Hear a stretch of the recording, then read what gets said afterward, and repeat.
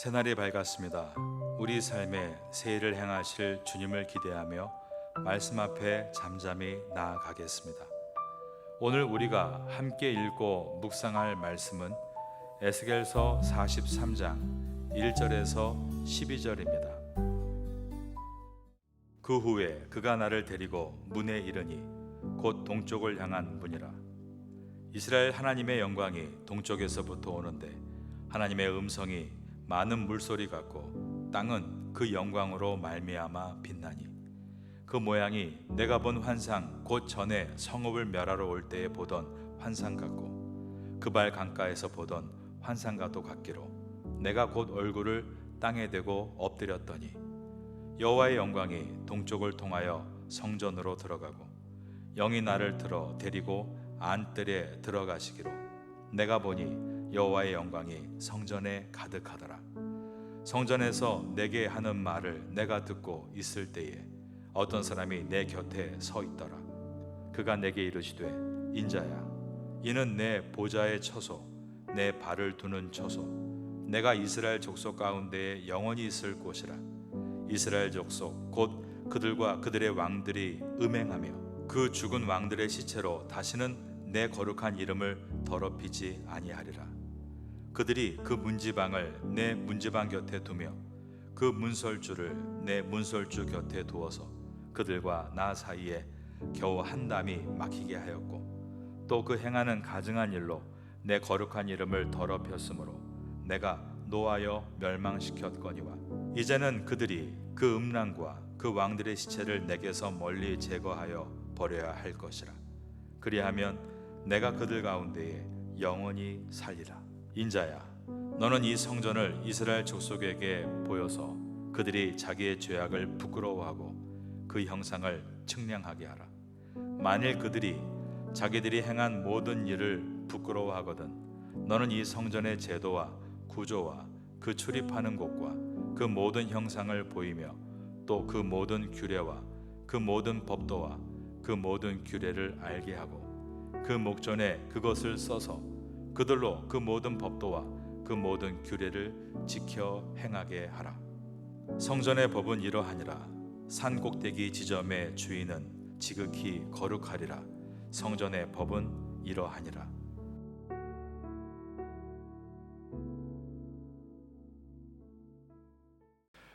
에스겔서는 8장부터 10장에 걸쳐서 이스라엘 왕들의 우상 숭배와 가증한 죄악으로 하나님의 영광이 성전을 떠나는 비극적인 장면이 한번 나온 적이 있습니다. 하나님의 영광이 떠날 때 성전 문을 지나서 동문을 지나 예루살렘 동쪽 산으로 떠나 버린 것입니다. 하나님의 영광이 떠난 예루살렘은 더 이상 거룩한 도성이 아니었습니다. 결국 바벨론의 칼날 앞에 무참히 파괴되고 말았습니다. 그런데 오늘 본문의 이 에스겔서 43장은 8장에서 10장에 있었던 내용과 전혀 반대의 모습을 우리에게 보여줍니다. 떠나던 여호와의 영광이 동쪽으로부터 다시 돌아와 성전 안을 가득 채우고 있는 것입니다. 43장 1절입니다. 그 후에 그가 나를 데리고 문에 이르니 곧 동쪽을 향한 문이라. 이스라엘 하나님의 영광이 동쪽에서부터 오는데 하나님의 음성이 많은 물소리 같고 땅은 그 영광으로 말미암아 빛나니. 하나님의 음성, 즉 말씀이 울려 퍼지고 있습니다. 그 말씀이 얼마나 웅장한지 많은 물소리 같다. 정말 나야가라 폭포의 그 소리도 따라할 수 없는 어마어마한 소리와 같이 하나님의 말씀이 울려 퍼지고 있다. 폭포가 쏟아지듯 하나님 말씀이 쏟아지고 있는 장면을 이렇게 표현한 것입니다. 하나님의 임재의 가장 큰 특징은 하나님의 말씀이 부어지는 것이다 라고 표현하고 있는 것입니다. 땅은 그 영광으로 말미암아 빛나니. 하늘에서부터 하나님의 말씀이 폭포수와 같이 떨어지니 그 땅이 영광으로 밝게 빛나는 모습을 보여주셨습니다. 하나님은 임재를 거두셨던 그 장소로 다시 돌아오고 있는 것을 이렇게 상징적으로 보여주셨습니다. 여기에서 하나님께서 영광이 동쪽에서 들어오는 이유가 무엇일까요? 바로 이것은 성전의 문의 위치가 동쪽에 있기 때문입니다. 그러면 왜 하나님의 성전은 동쪽에 문이 있는 것일까요?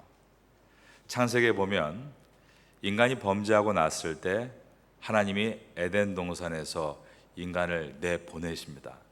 그때 나갔던 문이 동쪽 문이었습니다. 그리고 하나님은 그 인간이 하나님의 동산에 들어오지 못하게 하도록 화양경으로 동문을 지켰다라고 되어 있습니다. 이스라엘 백성이 상징적으로 광야 생활을 하고 이제 가나안 땅에 들어갈 때였습니다.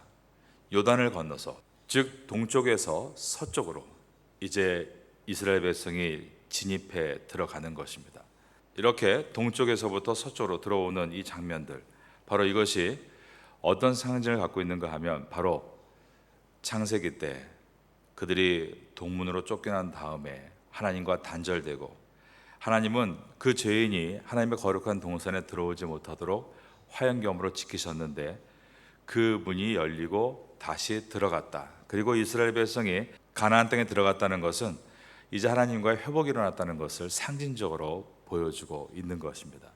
그래서 지금 하나님께서 동쪽에서부터 들어오셔서 하나님의 말씀으로 부어주신다는 것은 완전한 회복을 상징하고 있습니다. 자, 그러면 우리가 완전한 회복에 대해서 한 가지를 보게 됩니다. 그것은 하나님의 말씀이 회복되는 것입니다. 오늘날 말씀의 홍수라는 말을 많이 합니다. 정말로 우리가 TV 틀듯이 컴퓨터를 열거나 또 리모컨을 가지고 조작을 하면 바로 하루 종일 하나님의 말씀들을 들을 수 있는 시대라고 합니다. 그러나 여러분, 그렇게 어떤 사람의 강연을 듣고 또 그 사람이 하는 말을 듣는 것과 내가 정말 하나님의 성경을 가지고 읽으면서 또 이 성경을 오디오북으로 들으면서 그러면서 묵상하고 깊이 하나님 앞에 나가는 것은 다른 차원일 것입니다. 사람들이 아무리 말씀을 홍수와 같은 시대에 살면서 들어도 변화되지 않는 것은 그 하나님 말씀이 내 안에서 살아있지 못하기 때문입니다. 그러므로 말씀의 홍수 속에 우리는 생명의 말씀이 내 심령에 폭포수와 같이 임할 수 있도록 하나님의 은혜를 사모하고 그것들 계속 우리 안에서 연구해야 합니다. 나에게는 어떻게 해야 하면 하나님의 말씀이 홍수와 같은 말씀이 아니라 폭포수와 같은 맑은 말씀으로, 생명의 말씀으로 내 안에 들어올 수가 있는가? 저 같은 경우는 성경을 쓰는 거를 하고 있습니다. 제가 성경을 쓰게 된 이유는 기록을 남기기 위해서 그런 목적은 아니었고, 묵상할 때 계속 읽으면 잘 잊어버려서 성경을 읽고 눈으로 옮겨서 쓸 때 한 번 더 마음에 간직하게 되고, 쓴 것이 맞는가 한 번 더 보면서 이렇게 3번 정도 읽는 효과가 있어서 성경을 쓰기 시작한 것 같습니다. 한글로 성경을 이렇게 쓰고 나니까 이제 또 그 다음에 그 본문이 오면 이번에는 다른 언어로 써봐야겠다. 그래서 태국어로 이렇게 써보게 됐는데, 저도 여러분 보시겠지만 한인 목회하기 때문에 제가 직접적으로 우리 태국인 성도님들과 만나는 시간을 많이 가질 수는 없습니다.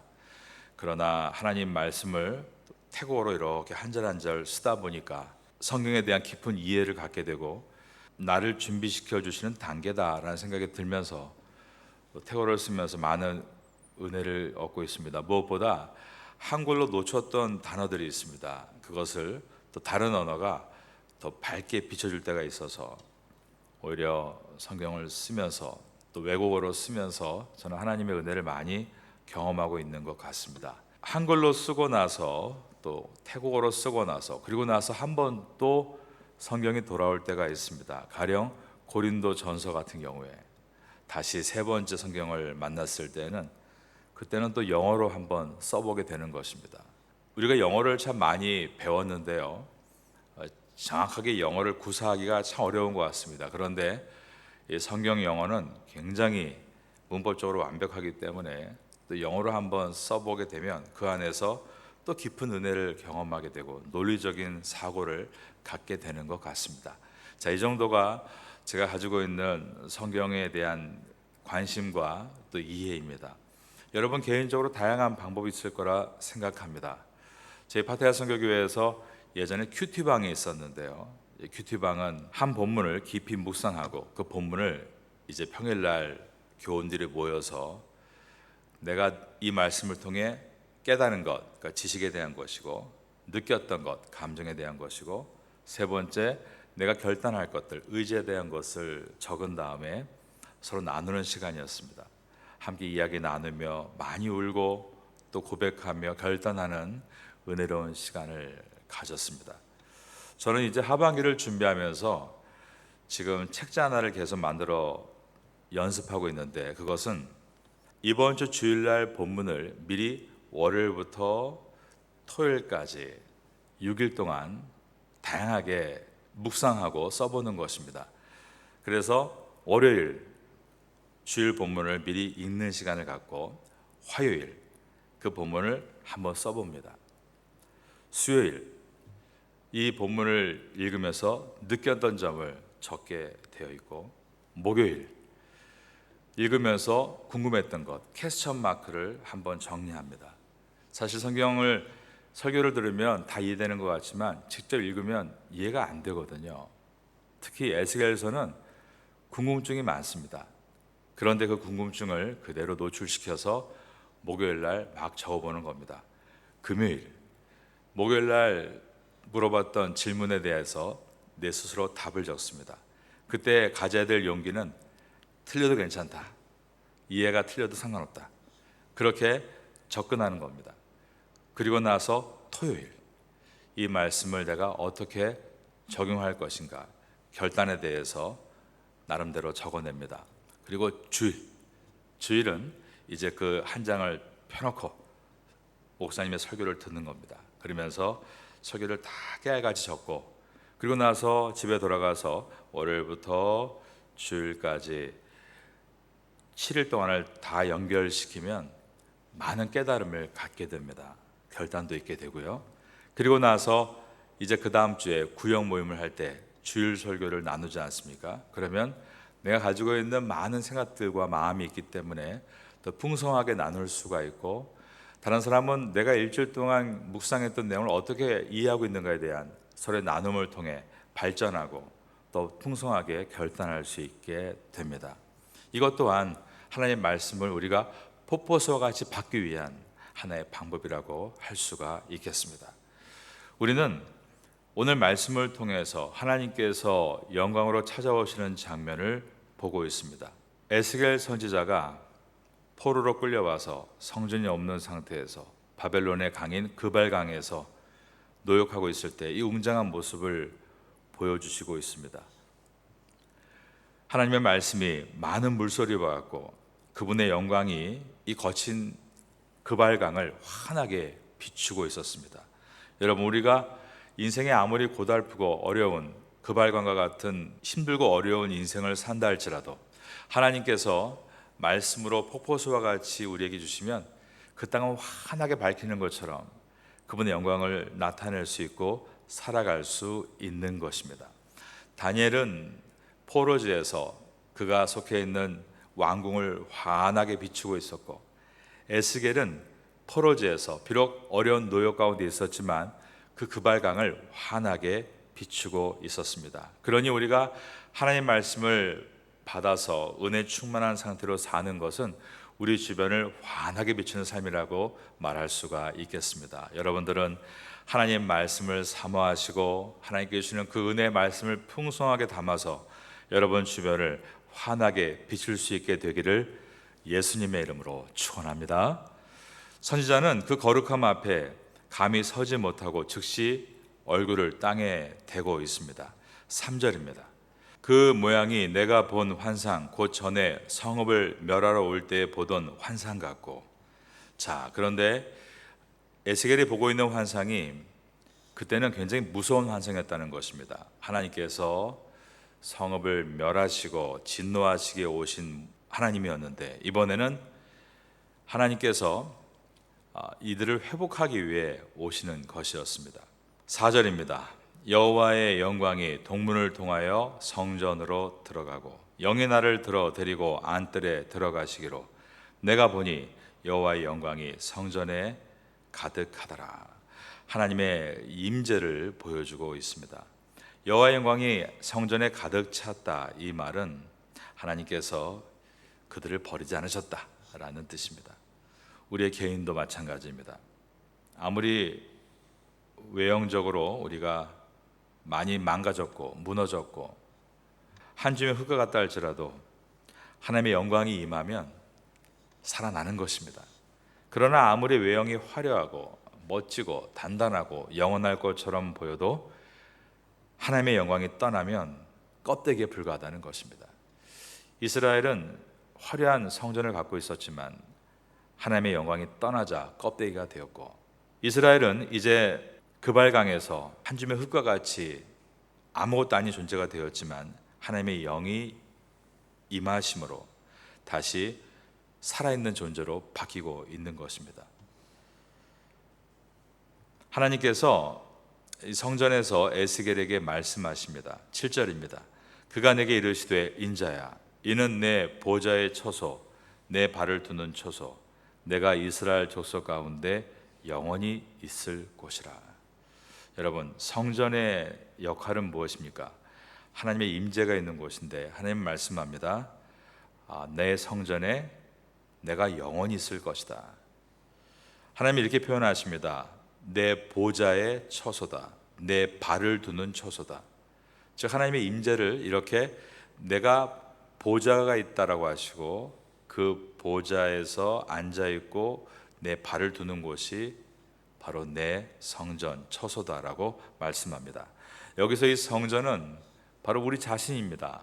하나님께서 우리를 성전으로 만드셨습니다. 그리고 우리 심령 가운데 가장 깊은 지성소에 하나님의 임재가 있는 그곳에 주님이 계십니다. 그러니 우리의 심령은 하나님의 보좌가 있는 곳이고 하나님의 발을 두는 곳이다 라고 말할 수 있는 것입니다. 여러분 심령 가운데 주님이 계시다는 것을 잊지 않으시기를 바라겠습니다. 주님이 우리와 함께 하십니다. 그리고 그분은 하나님의 영, 성령이십니다. 성령님은 거룩하신 분이고 또한 인격적인 분이십니다. 지금까지 여러분을 돌아보면 아실 겁니다. 얼마나 인격적이신지. 억지로 우리의 문을 부수거나 우리가 어떻게 하지 못하도록 하시는 것이 아니라 항상 우리에게 기회를 주시고 용기를 주시며, 그러나 그 거룩을 절대 바꾸지 않는 분이 하나님이십니다. 하나님께서 우리 가운데 임재하고 계십니다. 그런데 왜 하나님의 임재가 이스라엘 백성 가운데 떠났었는가? 죄악에 대해서 기록하는 부분이 7절 중반부터 8절입니다. 7절 중반에 보면 이스라엘 족속 곧 그들과 그들의 왕들이 음행하며 라고 되어 있습니다. 음행의 죄가 하나님과의 단절을 만들었습니다. 하나님이 임재가 사라지는 역할을 했습니다. 이 왕들이 음행했다는 것은 실질적으로는 육체의 음행이겠지만 또한 영적인 것에서 볼 때 우상 숭배입니다. 하나님 외에 다른 신을 섬긴 것에 대해서 구약 성경은 음행의 죄라고 계속해서 말씀하고 있습니다. 또한 거기에 보면 그 죽은 왕들의 시체로 더럽혔다라고 되어 있습니다. 왕들의 시체가 우상들 근처에 있었다는 것입니다. 그러니까 기념묘라고 할 수 있습니다. 여러분, 왜 이것이 하나님 앞에 범죄가 됐을까요?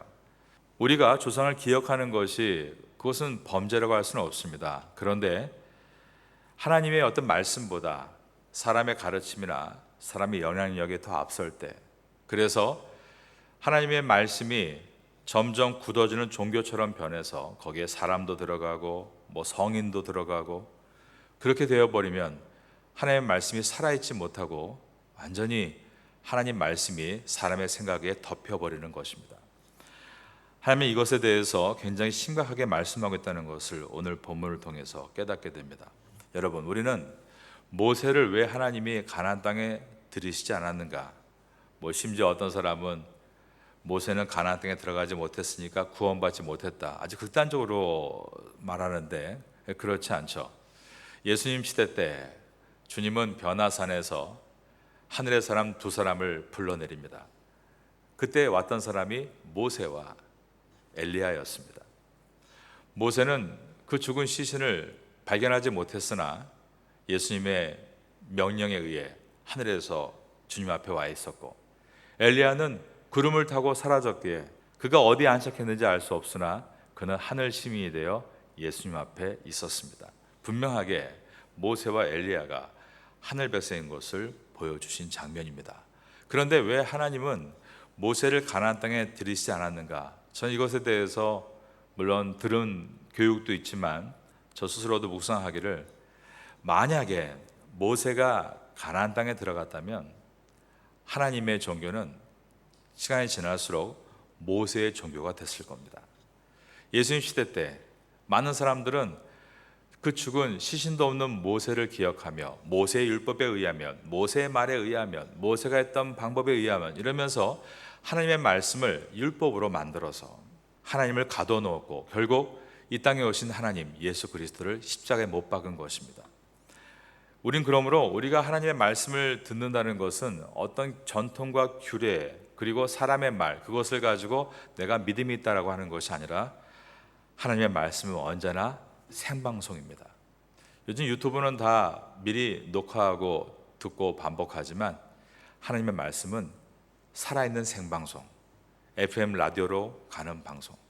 한번 들으면 또 사라지고, 그래서 내일 또 들어야 되고, 또 사라지고, 또 모레 다시 들어야 하는 살아있는 말씀. 그래서 하나님 말씀을 양식이라고 표현하십니다.